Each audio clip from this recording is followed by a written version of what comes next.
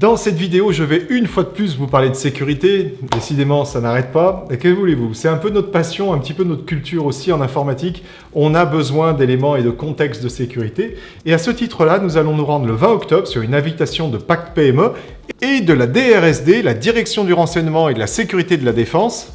Et bien tout simplement à une réunion, on va dire en présentiel, donc ça fait un petit peu du bien aussi d'aller en présentiel à des réunions, et bien tout simplement sur les bonnes pratiques en termes de sécurité. Alors pour tout vous dire, il y a à peu près 8 mois, je m'étais déjà rendu à une réunion similaire, toujours invité par les mêmes acteurs.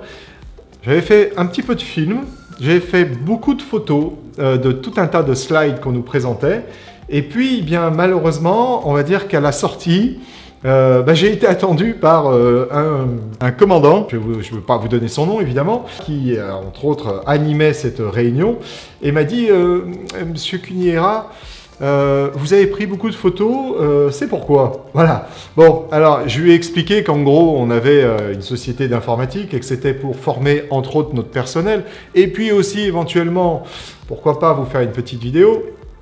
J'ai bien senti que ça l'emballait pas beaucoup. Alors pourquoi? Eh bien tout simplement parce qu'au cours de ces réunions sont données des informations qui sont, si ce n'est classées confidentielles, assez sensibles.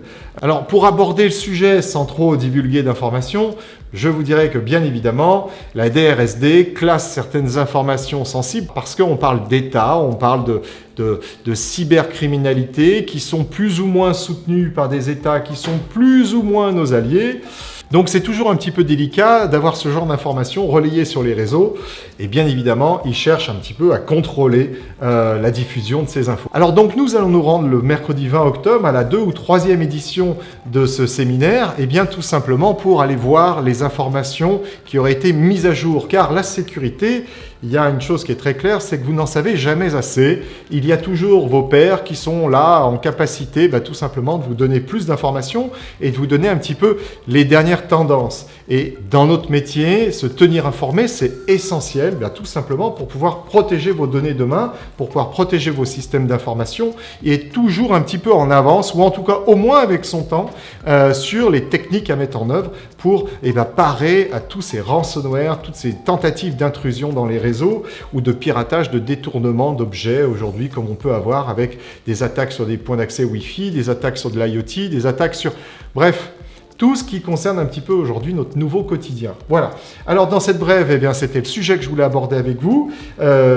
Abonnez-vous, tout simplement parce que dans la mesure du possible, je vais arriver à vous faire cette fois-ci une vidéo qui va traiter de ce sujet. On va expurger un petit peu tous les contenus qui seront des plus sensibles, mais néanmoins vous donner suffisamment d'informations pour que ça soit intéressant et que ça vous apporte quelque chose. Voilà.